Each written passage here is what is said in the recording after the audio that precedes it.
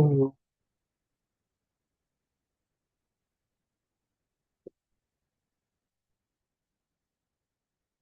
శాంతి. ఓం శాంతి. ఓం శాంతి. ఓం శాంతి.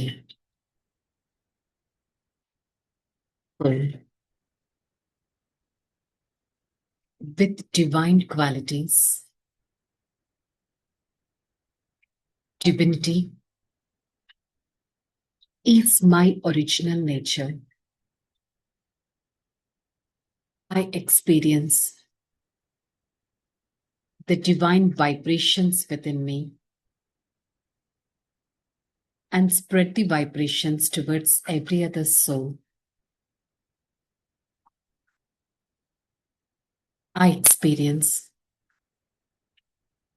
God's divine vibrations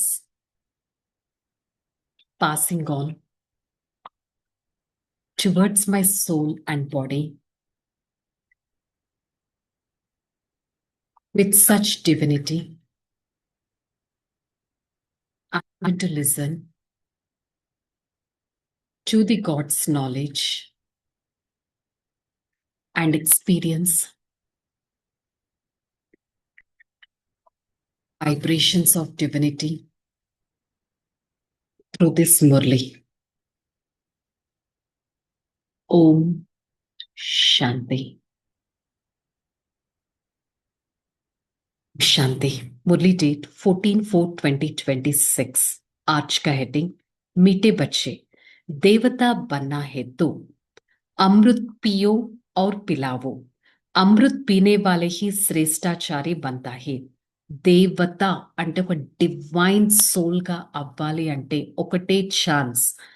అమృతం అంటే నాలెడ్జ్. నాలెడ్జ్ ఎంతో స్వీట్ గా ఉంటుంది, మన లైఫ్ ని ఎంతో బ్యూటిఫుల్ గా చేస్తుంది. ఇది మనం ఎవ్రీడే ఎక్స్పీరియన్స్ చేస్తాం కదా. మురళి వినకపోతే మన మైండ్ సెట్ ఎలా ఉంటుంది, మురళి విన్నాక మైండ్ సెట్ ఎలా ఉంటుంది. సో దేవత అంత డివైన్ పర్సనాలిటీగా అవ్వాలి అంటే అమృతాన్ని తాగండి, తాగించండి. ఎవరైతే అమృతాన్ని తాగుతారో వారే శ్రేష్టాచారిగా అవుతారు. దేవతలు అమృతాన్ని తాగుతారు అని అంటారు. దేవతల దగ్గరే అమృతం ఉంటుంది అని శాస్త్రాలు రాశారు. వారు ఒక లిక్విడ్ గురించి మాట్లాడతారు, కానీ ఇక్కడ పరమాత్మ నాలెడ్జ్ అనే అమృతం గురించి మాట్లాడుతున్నారు. ఒక్కసారి చెక్ చేసుకుందాం. ఈ అమృతం అనగా నాలెడ్జ్ నేను ఎవ్రీడే తీసుకుంటున్నానా లేదా? ప్రశ్న. इस समय सत्युगी प्रजा किस आधार पर तैयार हो रही है? जो इस ज्ञान से प्रभावित होता है, बहुत अच्छा कहते हैं, लेकिन पढ़ाई नहीं पढ़ता, मेहनत नहीं कर सकता, वह प्रजा बन जाता है. प्रभावित होने माना प्रजा बनना. सूर्यवंशी राजा रानी बनने के लिए मेहनत चाहिए, पढ़ाई पर पूरा अटेंशन चाहिए, याद करते कराते रहे तो ऊंच पद मिल सकता. Beautiful point. ఒక కింగ్డమ్ స్థాపన అవ్వాలి. ఒక రాజ్యంలో జస్ట్ రాజా రాణి ఉండరు. ఆ రాజులు పరిపాలించడానికి ప్రజలు కూడా ఉండాలి. సో ఎవరు రాజా రాణి అంత డివైన్ గా అవుతారు, ఎవరు ప్రజాగా అవుతారు అంటే ఇదంతా ఎప్పటి విషయం? ద న్యూ వరల్డ్ సత్యుగంలో ఆ డివైన్ కింగ్డమ్ ఎలా ఉంటుంది? ఎవరైతే జ్ఞానానికి అంటే నాలెడ్జ్కి ప్రభావితం అవుతారు. బాగుంది, నాలెడ్జ్ ఎక్సలెంట్ ఎక్సలెంట్ అని అంటారు, కానీ ఎప్పుడూ చదవరు, కష్టపడరు. వారు ప్రజల్లోకి వెళ్తారు. ప్రభావితులు ఇన్ఫ్లుయెన్స్ అవ్వడం, ప్రజల్లోకి రావడం. కానీ సూర్యవంశీ రాజా రాణిగా అయ్యేవారు కష్టపడతారు, చదువు పైన అటెన్షన్ ఇస్తారు, భగవంతుణ్ణి స్మృతి చేస్తారు, ఇతరుల చేత స్మృతి చేయిస్తారు. అంటే అంతటి సేవ చేస్తారు. ఇంత చేస్తారు కాబట్టే వారు ఉన్నతమైన పదవి పొందగలరు. సో నేను ఆత్మ ఏ విధంగా తయారవుతున్నానో, నేను ఆత్మ ప్రజాగా అయ్యే ఒక నార్మల్ ఎఫర్ట్ చేస్తున్నానా, రాజా రాణిగా అయ్యే శ్రమ చేస్తున్నానా చెక్ చేసుకోవాలి. तूने रात गवाई सो के बच्चों ने गीत सुना हमारा जीवन हीरे जैसा था अब कौड़ी जैसा बन गया यह तो కామన్ బాత్ హే. పిల్లలు పాటను విన్నారు. మీరు రాత్రి అంతా పోగొట్టేసుకున్నారు, నిద్రపోయి టైం అంతా వేస్ట్ చేశారు. అంటే ఏంటి? నిద్రపోవడం అంటే అంధకారం అనే నిద్రపోయి మనం ఎంతగానో మిస్ చేశాము.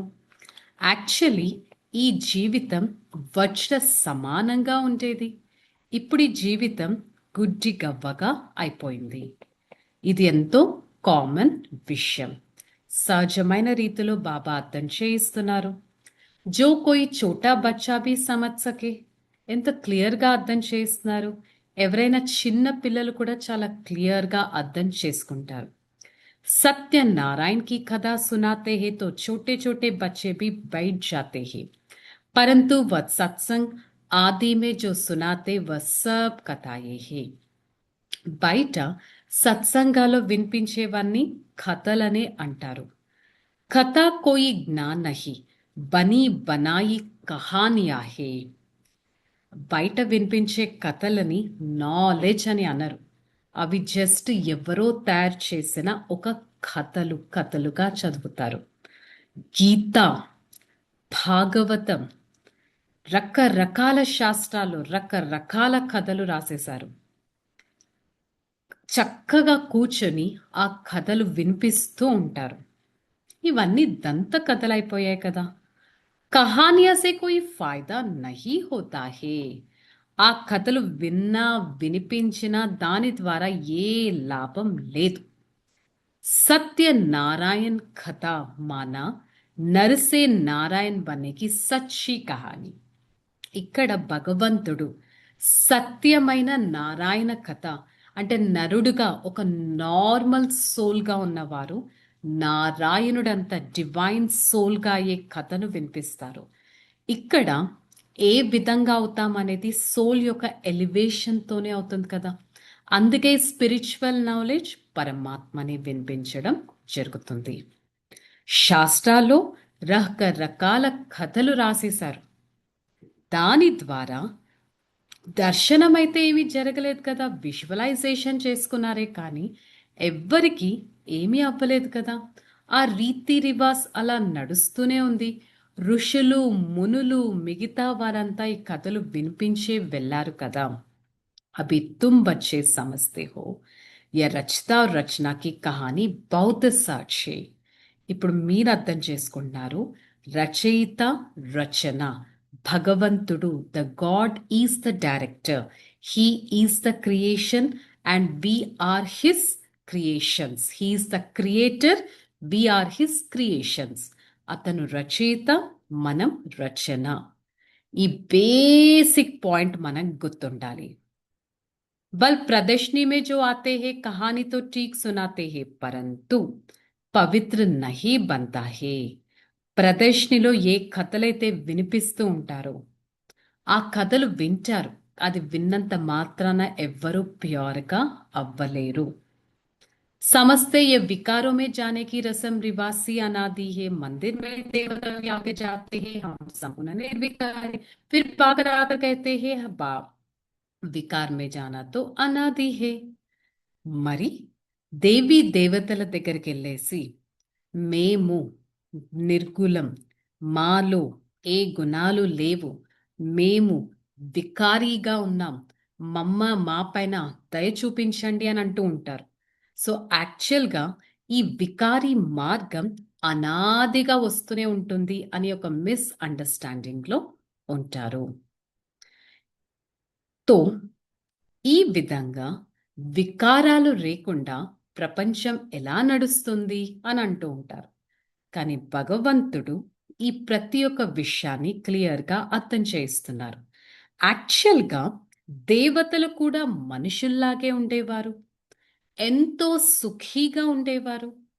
విజువలైజ్ చేసుకుందాం లక్ష్మీ నారాయణల రాజ్యం. ఈ సహజమైన విషయాలు ఇప్పుడు మీరు అర్థం చేసుకుంటున్నారు. ఈ భారతదేశం ఒకప్పుడు స్వర్గంగా ఉండేది. ఒకప్పుడు లక్ష్మీ నారాయణల రాజ్యం ఉండేది. తర్వాత ప్రతి ఒక్కరూ దుఃఖీగా అయిపోయారు. యాక్చువల్లీ సంపూర్ణ నిర్వికారిగా ఉండేవారు ఇప్పుడు ఎలా అయిపోయారు? దుఃఖీగా అయిపోయారు.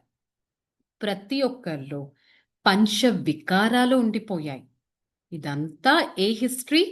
5000 ఇయర్స్ యొక్క హిస్టరీ. ఇప్పుడేం చేస్తున్నారు మనుషులు? పరస్పరం ఫైట్ చేస్తున్నారు, పోట్లాడుతున్నారు.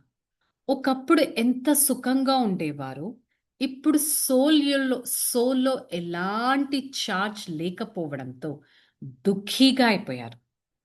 84 బర్త్స్ తీసుకొని ఈ విధంగా అయిపోయారు. ఒకప్పుడు సూర్యవంశీ రాజ్యం 1250 ఇయర్స్ నడిచింది. అక్కడ ఓన్లీ 9 lakh మెంబర్సే ఉండేవారు. సత్యుగం అంతిమంలో ఈ 9 lakh ఇంకా పెరిగిపోతూ పెరిగిపోతూ కోట్లలోకి వచ్చేసింది. తర్వాత 12 జన్మలు త్రేతాయుగంలో తీసుకున్నారు. చూడండి, సత్యుగం 1250 years, 9 lakh population. Treta ending వచ్చేసరికి ఆ 9 lakhs కాస్త 2 crores అయిపోయింది. 2 crores అయిపోయాక త్రేతాయుగంలో 12 బర్త్స్ తీసుకున్నారు. సత్య త్రేతాయుగాల్లో ఒకటే ధర్మం ఉండేది. తర్వాత త్రేత ఎండింగ్ వచ్చేసరికి రావణ రాజ్యం స్టార్ట్ అయింది.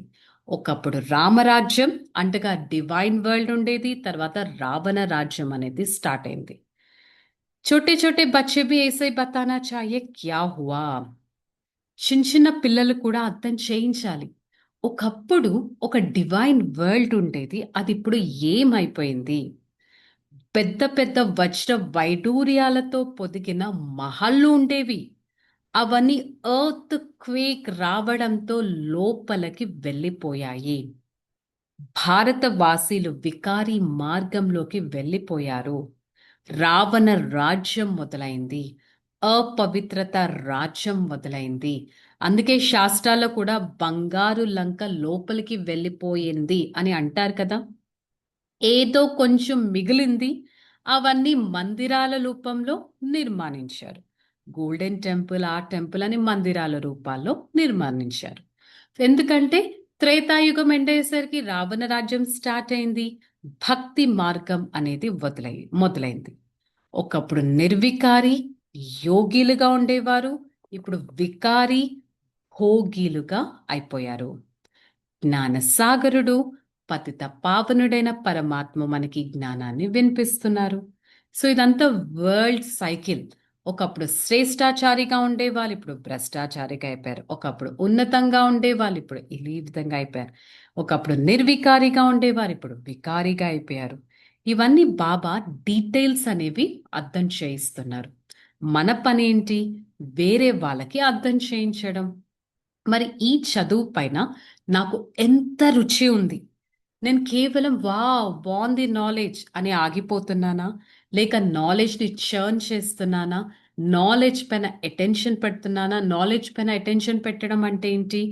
నాలెడ్జ్ యొక్క పాయింట్స్ ప్రాక్టికల్ లైఫ్లో ఇంప్లిమెంట్ చేస్తున్నానా అనేది ఈక్వల్లీ ఇంపార్టెంట్. సో బాబ్ कहते हैं evil talk no evil, see no evil. బాబా ఒకటే చెప్తున్నారు, చెడుని చూడకండి, చెడుని వినకండి, చెడుని మాట్లాడకండి. ఇప్పుడు యాక్చువల్ టైం సేవ చేయడానికి. సేవలో మనం బిజీగా ఉండాలి, కానీ చెడుకి ప్రభావితం కాకూడదు. ओके, धारणा। पारस बुद्धि बनने के लिए पढ़ाई पर पूरा ध्यान देना है, श्रीमत पर पढ़ना और पढ़ाना है. ఈ బుద్ధిని బంగారు బుద్ధిగా చేసుకోవాలి అంటే చదువు మురళి పైన పూర్తి అటెన్షన్ పెట్టాలి. మురళి మీద అటెన్షన్ పెట్టకపోతే ఈ బుద్ధి ఎలా ఉందో అలాగే ఉంటుంది. భగవంతుడి శ్రేష్టమైన మార్గం మీద చదవాలి, చదివించాలి. हद्दू की शाहूकारी का नशा ఫ్యాషన్ आदि छोड़ इस बेहद सेवा में लग जाना है. హద్దు యొక్క షావుకారి నష, ఫ్యాషన్స్, వాటి మీదకి వెళ్తే బుద్ధి వాటిపైనే ఎగురుతూ ఉంటుంది. యాక్చువల్లీ భగవంతుడి సేవ, భగవంతుడి మురళి, భగవంతుడి శ్రీమతం, భగవంతుని స్మృతి చేయడం ఎంతవరకు చేస్తున్నాను, దీని మీద ఫోకస్ అనేది పెట్టాలి. చెడు వినకూడదు, చూడకూడదు, మాట్లాడకూడదు, ఆలోచించకూడదు, చెడుని తినకూడదు. ఇవన్నీ వ్యర్థమైన విషయాలు. ఈ చెడు అనేది మన లైఫ్ మీద ఎంతో ప్రభావితం చేస్తుంది. సో ప్రతి ఒక్కరికి సత్యనారాయణ కథ, సత్యమైన నరుడు నుంచి నారాయణుడిగా ఎలా అవ్వాలి, ఈ కథ వినిపించాలి. వరదానం: नए जीवन की स्मृति से कर्मेंद्रियों पर विजय प्राप्त करने वाले मर जीवा भव. ఒక కొత్త లైఫ్ భగవంతుడు లభించారు. ఒక కొత్త లైఫ్ నన్ను నేను గుర్తించాను. I am a soul. ఒక స్పిరిచువల్ లైఫ్. ఏ పిల్లలైతే ఈ జీవితంలో ఉంటూ ఈ జీవితం నుంచి డిటాచ్డ్ స్టేజ్ అనేది ఉంటారో ఏ కర్మేంద్రియాలు ఆకర్షితం చేయవు. వారు ఎందుకంటే డిటాచ్డ్గా ఉంటారు కాబట్టి ఏవి ఆకర్షితం చేయరు. అది ఎప్పుడు పాసిబుల్? ఇదొక న్యూ లైఫ్, ఇదొక మర్జీవ జన్మ అని భావిస్తే కర్మేంద్రియాలు వారి వశంలోకి వస్తాయి. అంతేకాని నాకు నేను అవుట్ ఆఫ్ కంట్రోల్ వెళ్ళిపోతున్నాను అనే ఎక్స్క్యూజెస్ మాత్రం చెప్పరు. స్లోగన్: अमृत वेले दिल में परमात्मा स्नेह का समा ले तो और कोई स्नेह आकर्षित नहीं कर सकता. సో ఈ రోజు మురళిలో కూడా చెప్పారు, అమృత్ వేళ సమయం 2 to 5, morning, early morning 2 to 5 ఒక నెక్టార్ టైం. అలాంటి టైంలో పరమాత్మని స్మృతి చేయండి. పరమాత్మ సేవ, పరమాత్మ స్నేహం మిమ్మల్ని ఎంతగా ఆకర్షితం చేస్తుందంటే ఇక మీకు ఎవ్వరి స్నేహం కూడా అంత మంచిగా అనిపించదు. నేను పరమాత్మ స్నేహి ఆత్మను అనే స్థితిలో ఉండటానికి ప్రయత్నిద్దాం.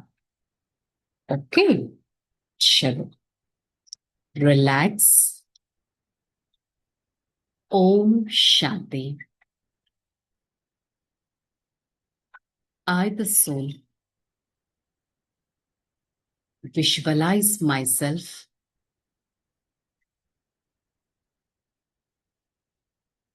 as a true connection with the Supreme Father. My Father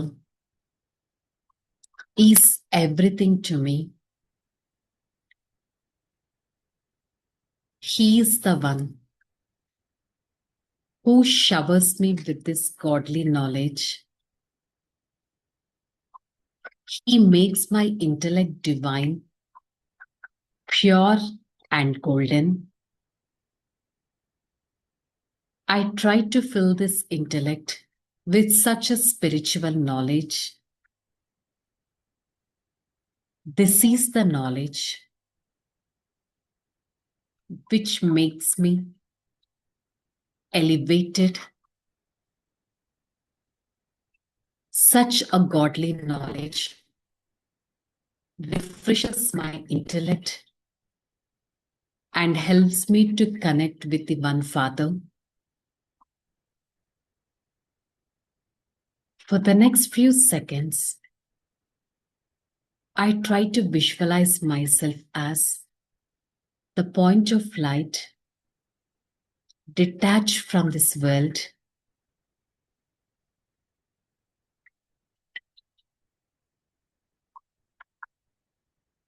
such a detachment helps me to maintain an eternal calmness, such a stage of detachment gives me intense stress, a life with full of happiness. For the next few seconds,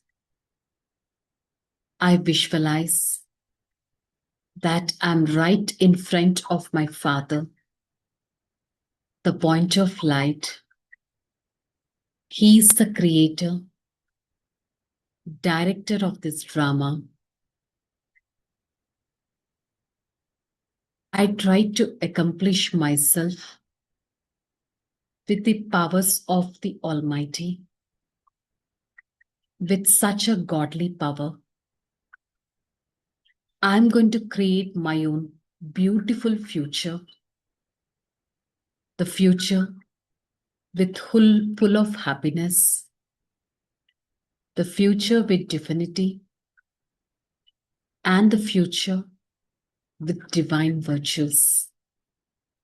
Hey, Father, thank you so much for showing me a path to create my own future. I always try to follow the path of the Supreme Father and be the God's friendly personality. Om Shanti. Shanti. Shanti.